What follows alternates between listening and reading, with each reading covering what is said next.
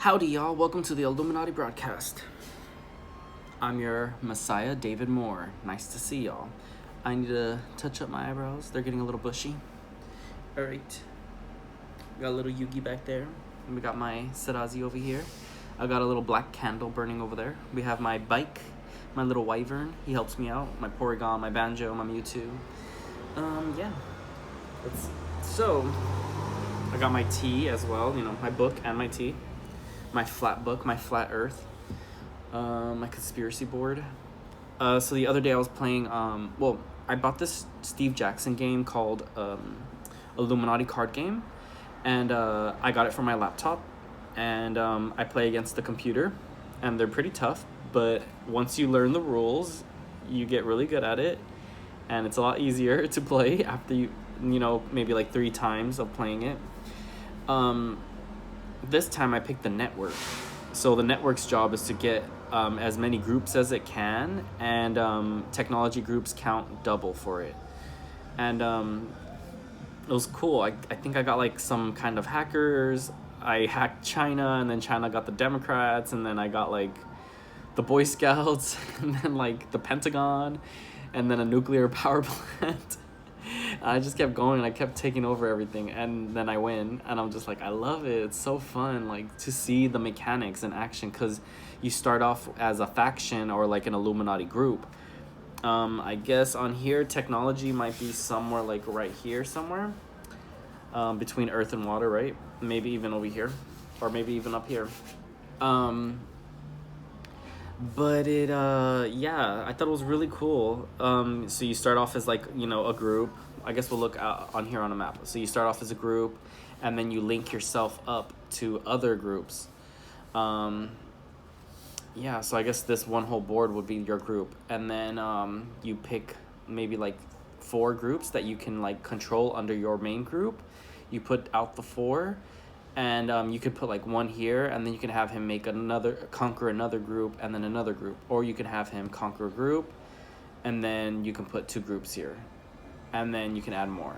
Or you can put a group here, and then put another group here, and then start conquering groups here, and then here, and then here, and then put another group here. And you want to use your spaces kind of wisely, and your turns kind of wisely, because you have only so many plots, you have only so many turns. For each group, you get a turn. For each thing that you control, you get a turn to use their motives. And some are stronger than others. Some have higher resistance. Some have higher strength. And so you start off with like maybe 9 strength, I think, and everybody has like a resistance. But you can take over one free company, one free like action, or the it's not a plot. It's called I don't know what they're called, but like, let's say you want to take over Hillary Clinton. She counts as one of those things. Or you want to take over Bill Clinton, or you want to take over Al Gore, or you want to take over the cyber hackers, or the dark web, or the nuclear power plants, etc. Like whatever you want to take over. And then some will have higher attack, which allows you to conquer more or to bring more people into your group. But if you have a high resistance, and it'll be harder to take over that group.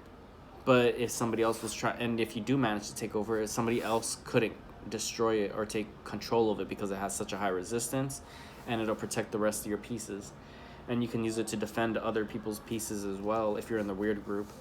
Yeah, it was like a cool game, because it's like, that's how social economics work. That's how business and finance works. That's how like the world really runs, like everybody chooses a side, everybody goes here, everybody goes there, they make up their mind, they go there, they go here. There's a lot that goes on in this world. Cheers.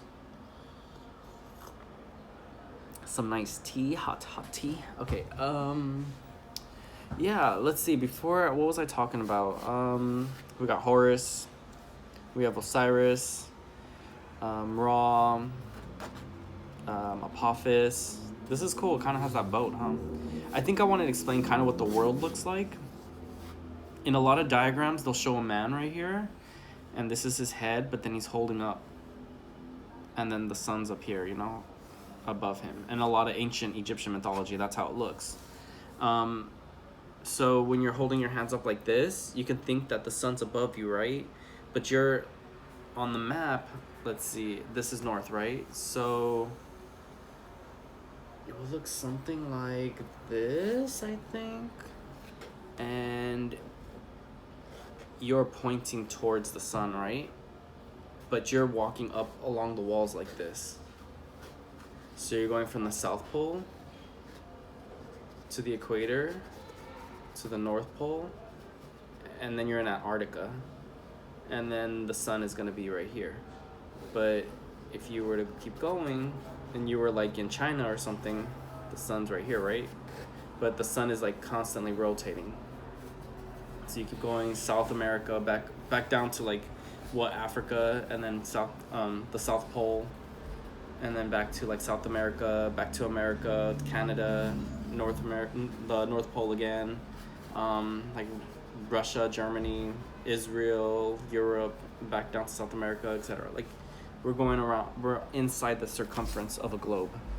I asked the AI to make a picture of it for me, and it did a really good job. Maybe I'll share that one day when I learn how to edit videos, or I can print out a picture of it, or maybe even paint it out. It looks cool. Yeah, I don't know. I'm trying to think of strategies, right? Like, what can we do? Let me think real quick, and I'll be right back. Uh-oh. That doesn't stop it. What's that for? What does that button do? I don't know what that button does. Whatever. Maybe it takes a picture of me talking. Anyways, let's just keep going. I just want to drink some tea. Okay. Yamamoto Yama. I think that means like mountain or something. Okay. What else could we describe? Oh yeah, that's what I wanted to talk about. Okay.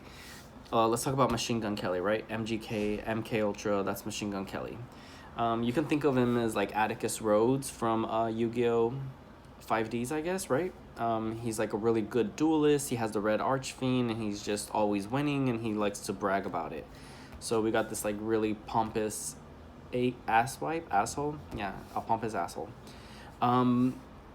And for me, I'm like, well, he's always singing about love. And for me, as somebody that's a messiah and that's, you know, in the Illuminati, but on a separate note,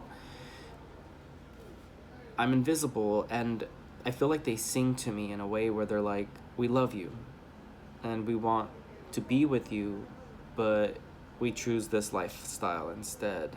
But we still want you. Like, if you ever get the chance, like, come by kind of thing, you know, like, choose me.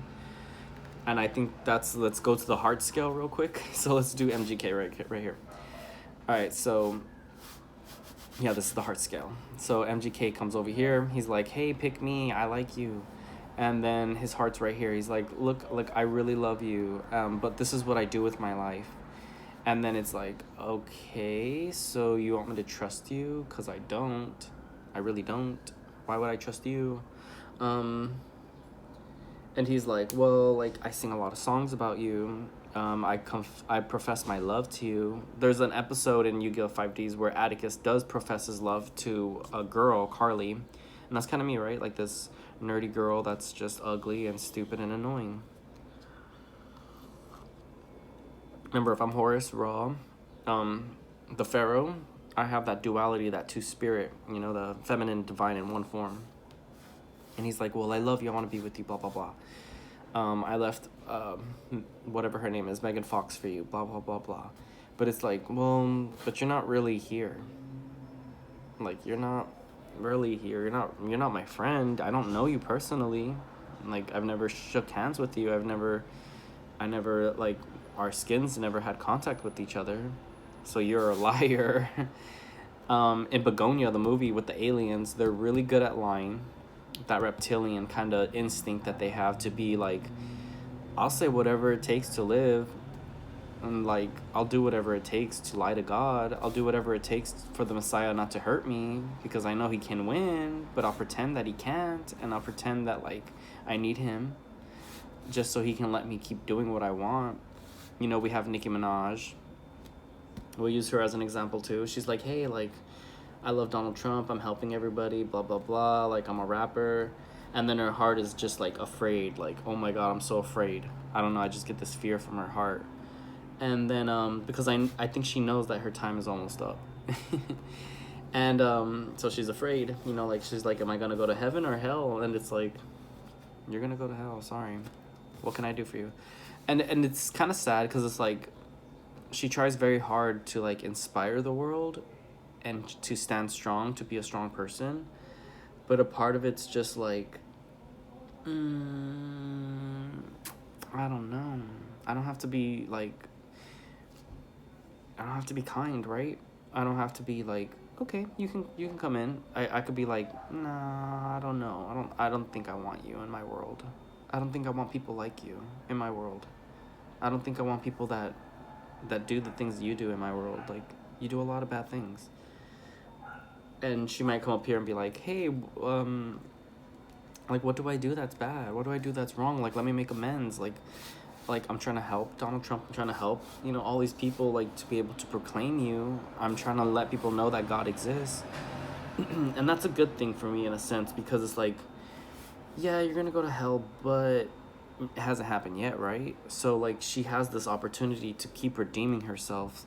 But with MGK, it's like, he's like, well, I have the chance to redeem myself. If I meet you, if I can be with you, then I can redeem myself, right? And it's like, but am I really gonna accept that?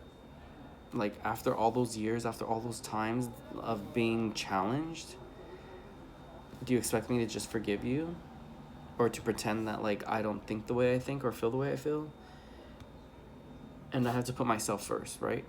I can't be like, well, you know what? You deserve something, right? No, I don't care what you do.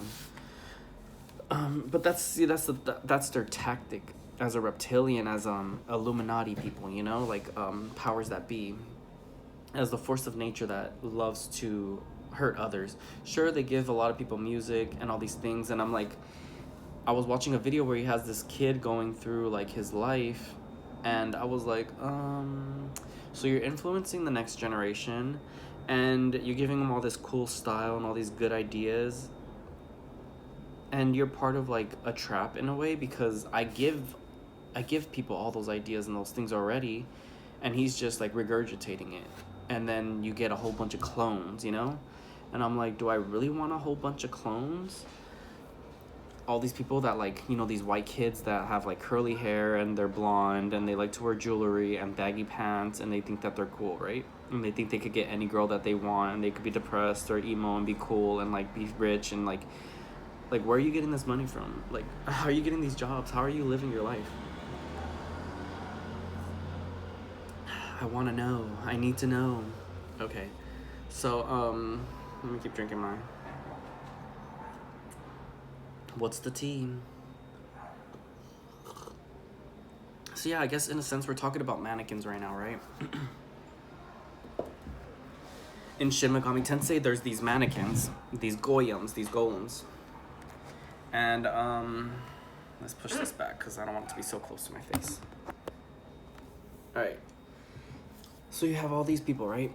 And they all want to be something. They all want to be what the world and society wants. Who do we have that's kind of like that? The Jews, okay? They all wear the same clothes, the same hat, the same hair, the same look and everything. And it's very safe. And that's important because they're letting God know, like, we don't worship false idols. We're not like the rest of the other people. We're just working together to bring about your age, God. And that's all we care about. And we don't know what to do because we're praying for you for the answers. And the only answer we get is to keep making babies. Is that really an answer? I don't know. That sounds like a problem to me. Because they're like just breeding, so they can make an army for what? Are they gonna go out and conquer the world for me? I hope so. That'll be nice. But are they gonna listen to me? I don't know. They're probably gonna like challenge me and question me. But I think at the end of the day, they're gonna choose me. And the reason I say that is because everything that they say that they want in a Messiah, that's who I am. And I'm like, well, you guys are really close to it. So I'm like, I have like a 50% chance for you that you're gonna make it through, that you're gonna be able to say like that I'm your Messiah. I think it'll work. But if they can't, oh well, because I don't mind destroying everybody.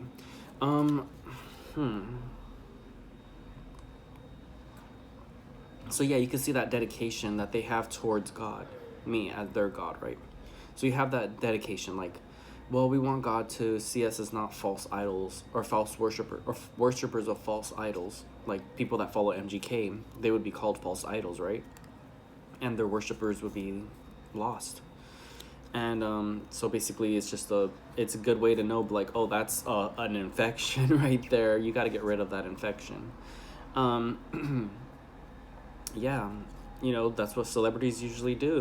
They're false idols, and they get a whole bunch of people to follow them, and those people that follow them, they're lost on the inside.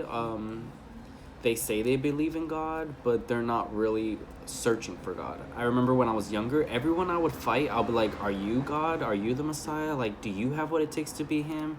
Do you have what it takes to follow him? Do you have what it takes to believe in him? And I would just question people, like, and I wouldn't do it straight out like that. I would do it in ways like maybe testing them in a game or playing a game with them, or even like interacting with them in a certain way to see how they respond. And a lot of the time I'll meet a lot of good people, but that taught me, like, hey, there's bad people out there too. And the bad people will do anything to follow the others, follow trends, use their money to their advantage, and look better than other people. But deep down inside, they're worthless. And they're just obstacles, and they're just like hindering our progression in the world. And let's see, what else can we say about that? Who else do we have? You can think of Avril Lavigne, right?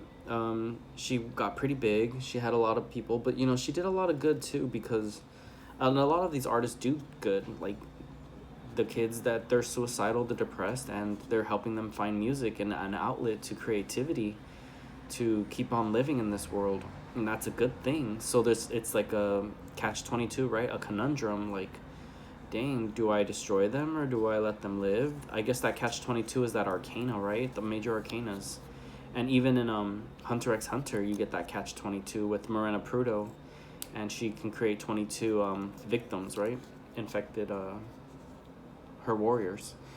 And it's just interesting stuff, and I feel like it's a topic that is very difficult to understand and talk about.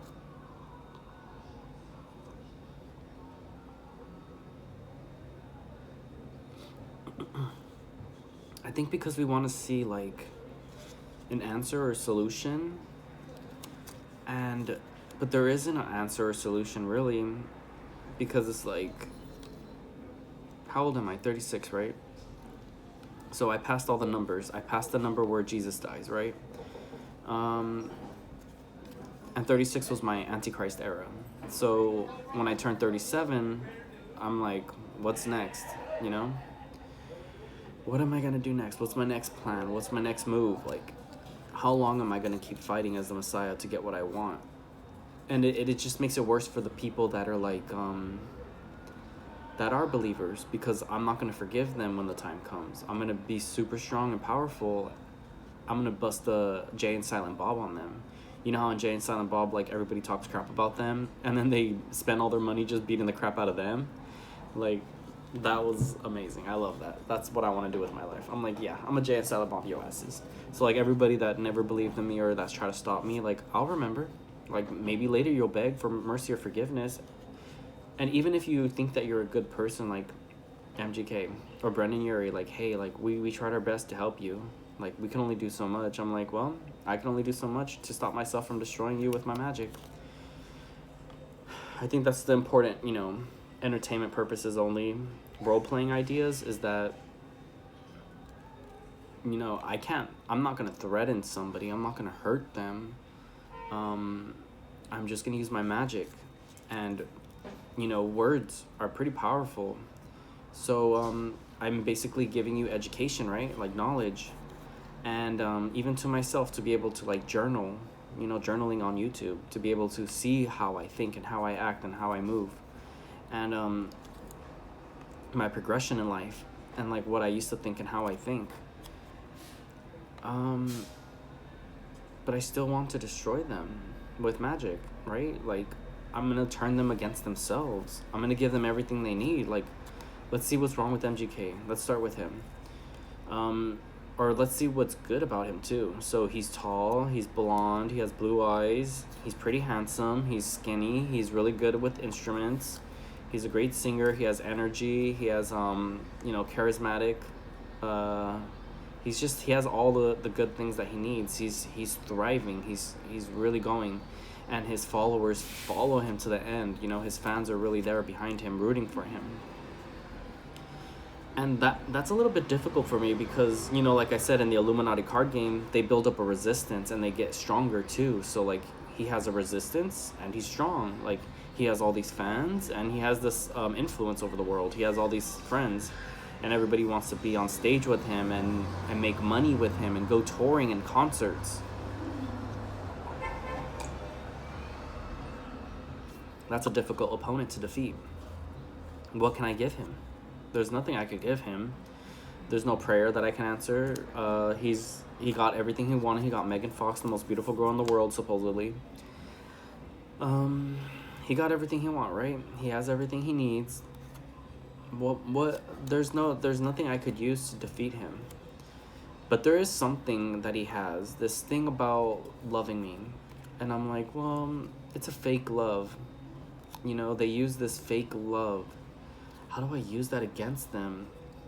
I feel like it's a very important topic, but I don't know how I could turn it against them. I can say like, oh, I don't like you, I don't want to be with you, and it doesn't matter to them. No, because they're still rich, they're still popular, and they're still strong. There's nothing I can do to destroy him, to defeat him. Like, I'm lost at an advantage to be able to defeat somebody like that. So if we're role-playing on the board game, let's see. Alright, so since I'm in LA, I'm going to be the South Kingdom. So that means he's a part of my kingdom.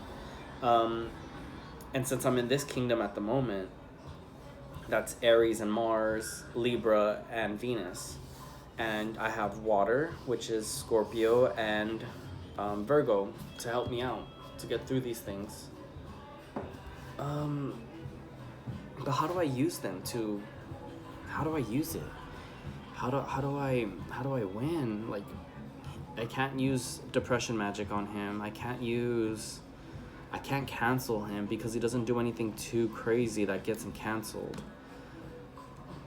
And love doesn't affect him. So what's his weakness? If he's in my kingdom, and if I'm Cthulhu, okay? Because Cthulhu in the board game, he can destroy his own companies because his job is to just destroy.